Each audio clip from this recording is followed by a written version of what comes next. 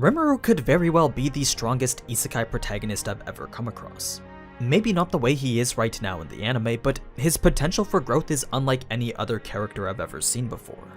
What I mean is that everything that makes Rimuru what he is designed to make him become stronger. Every tool at his disposal paves the way towards this seemingly limitless path of evolution. So, even if he might not be the strongest right now, his unique skills of Great Sage and Predator turned Gluttony will certainly be working to change that. They're the two central components of his build that allow him to become as strong as he does. So, let's take a look at how exactly they work as we try to answer the question in the title. But first, this video is sponsored by Skillshare, one of the best online learning communities to explore new skills and hone creative ideas. There's thousands of easily accessible classes that cover numerous different creative topics and tools. Whether it be learning the basics of web design or even just figuring out how to better make your ideas into reality, Skillshare has classes on just about anything. I've personally been using this guide to writing and research to try and improve my script making process. But if you're someone who's more so trying to write light novels of your own, then there's lots of other classes that deal with that type of creative storytelling. As someone who did engineering though, my personal recommendation would be to take a look at the coding tutorials. It's honestly one of the best skills to have if you're actively looking for work. And since everything is specifically curated for learning, that means zero ads and a constant influx of even more premium classes, all of which you can get for less than $10 a month with the annual subscription. So if you're interested in learning new skills that can help you out in the future, then be sure to use the link in the description to check out Skillshare today. The first 1,000 people who do will also be able to get a free trial of the premium membership. Now, let's get back to the video. In order to understand exactly how strong Rimuru is, we first need to have a basic understanding of what skills are in general. Reason being that a large majority of Rimuru's power comes directly from the skills he's acquired throughout the anime. They're his innate abilities that have been carved into the very core of his being. But unlike how other shows will classify these skills by their type or level of power, Tensida does it by order of evolution. And that's where things start to get a little bit complicated. So, without getting too much into it, the order of evolution goes from common to extra to unique to ultimate, each tier progressively building upon the one before it. Common, as you'd expect, refers to the most basic level, whereas extra refers to skills that are significantly more powerful and efficient than that.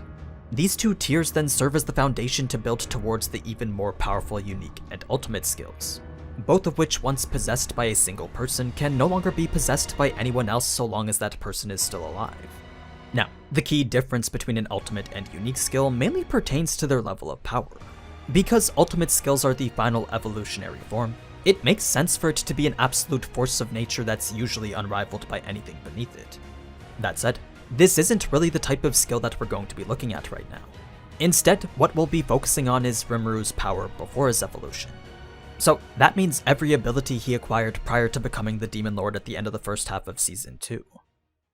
One of the first things to note is that just by being a slime already gives Rimuru a natural advantage.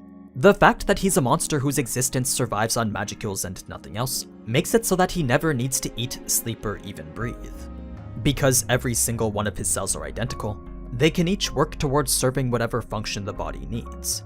It's for this reason that his body is just naturally efficient at managing energy. That, however, isn't all it comes with though. Slimes in this world also possess their own set of intrinsic skills, a separate type of skill apart from the ones I mentioned earlier that only apply to a specific race of physical being or spiritual life form. So, for a slime like Rimuru, the intrinsic skills he starts off with are Absorb, Dissolve, and Self-Regeneration.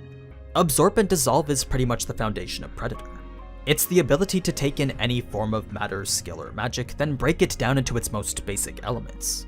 Self-regeneration, on the other hand, is more like a very basic form of healing. It restores the user's body if it happens to have taken damage, lost limbs included. That said, all three of these have served as the evolutionary basis for more powerful skills, the first of which we're going to talk about is Predator.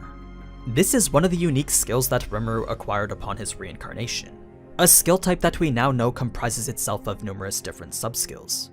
So, when a unique skill like Predator is used, the first thing that happens is predation. It's the process of absorbing whatever target he wants into his body. This is then followed by a stage of research and analysis. The target is comprehensively studied in a way that allows Rimuru to recreate it should he choose to. If the absorbed target is a form of skill or magic, then a successful analysis of its casting method would grant Rimuru the ability to learn how to cast it himself. If it's a craftable item or an animate object though, then the reproducibility of it depends on whether the required materials are available or not. These are materials that are typically gained when targets are broken down and stored within Rimuru's stomach. It's yet another one of the sub-effects that comes from Predator. The ability to store any material or item produced via analysis directly within Rimuru's stomach for an indefinite period of time. Now, it may seem like Rimuru can store as much as he wants, but there actually does exist some form of upper limit to his capacity.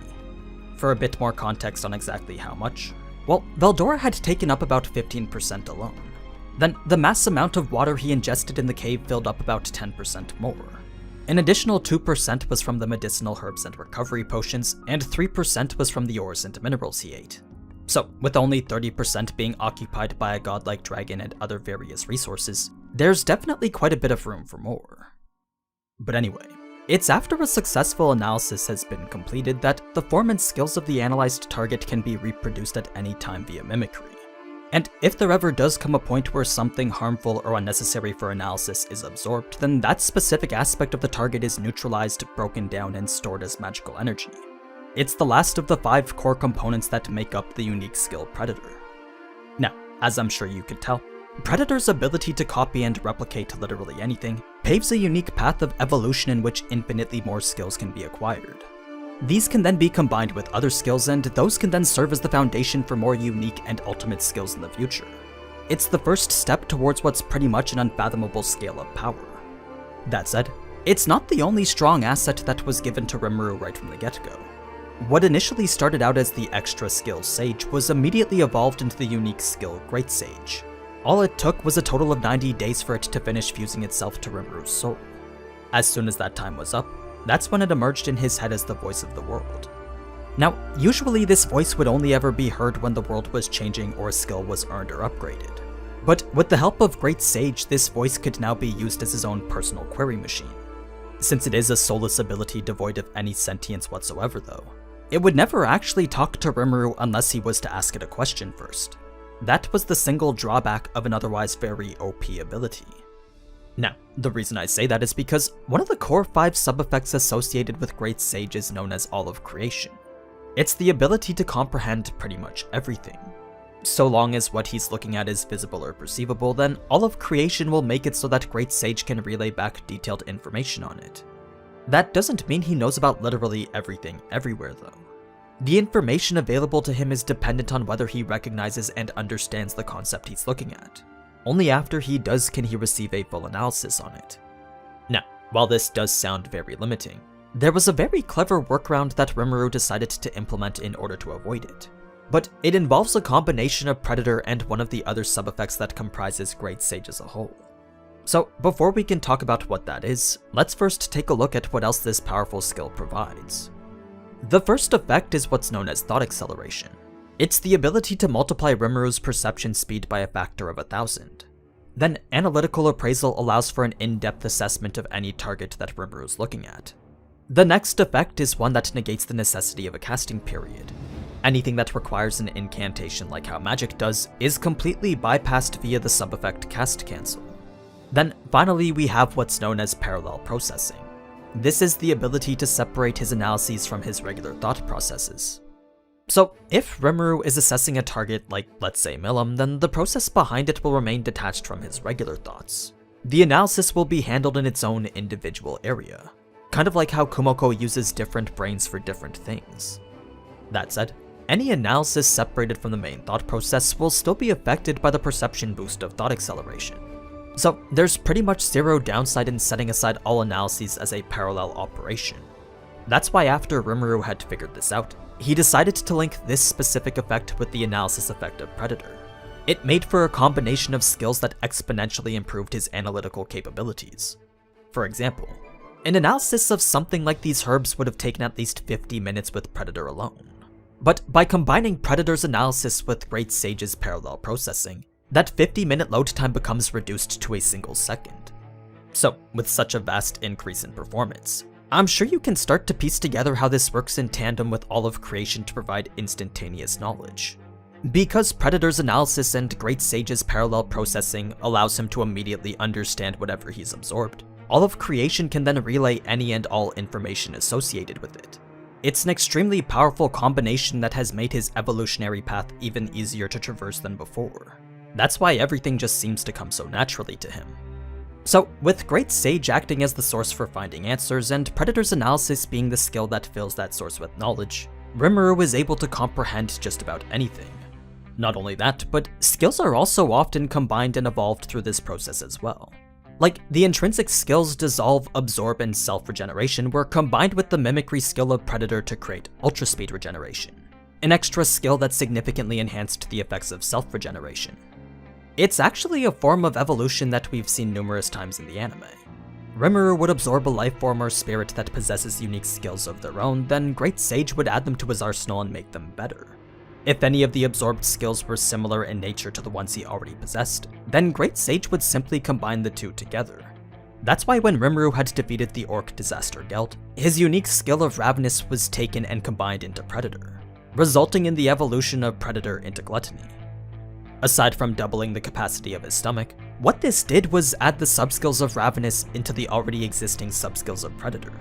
So in addition to Predation, Stomach, Mimicry, and Isolation, Gluttony now also possessed the subskills Corrosion, Receive, and Provide. Corrosion worked towards decomposing a target in tandem with Predation. If that target was a monster, then a partial decomposition of it would give Rimuru the chance to acquire one of its skills. Receive is the ability for Rimuru to claim any of his subordinate skills as his own. Then Provide is the ability to do the opposite. It allows Rimuru to give skills to others so long as they're actually capable of using it. What this means is that both Rimuru and his underlings will get stronger in proportion to the other's growth. So even if he can't share any of his knowledge or spells with them, what he can do is properly allocate skills in a way that will maximize everyone's potential. Because Rimuru directly benefits from the growth of his subordinates now, making them stronger is pretty much the same thing as making himself stronger. It's yet another aspect in an already long list that serves to both increase and accelerate Rimuru's growth potential. But just because he can possess what seems like an infinite number of skills, doesn't mean that he'll instantly be proficient at all of them. Knowing which skill is best for each and every situation isn't something that Rimuru can do alone. That's why he sometimes needs to give control over to the Sage. By using Great Sage's automatic battle mode, every ability in Rimuru's arsenal will be used at maximum efficiency. It's a completely optimized approach to battle that demonstrates absolute mastery over every single one of his skills. So if possessing such a wide range of abilities wasn't already good enough, then try having a conceptual intelligence immediately optimize and implement them with zero effort whatsoever. That's the crux of Rimuru's power. Everything he is and everything he can become all stems from these two unique skills that he received at birth. They're the most crucial elements behind his power. Everything else is more so a specific skill or ability that supplements it, and that's what we'll be talking about when I get to part 2. If that's a video that you'll like to see soon, then be sure to leave a like or comment so that I know to get started on it. Now, before I go, a huge thanks to Donovan and Archon for helping me out with this video.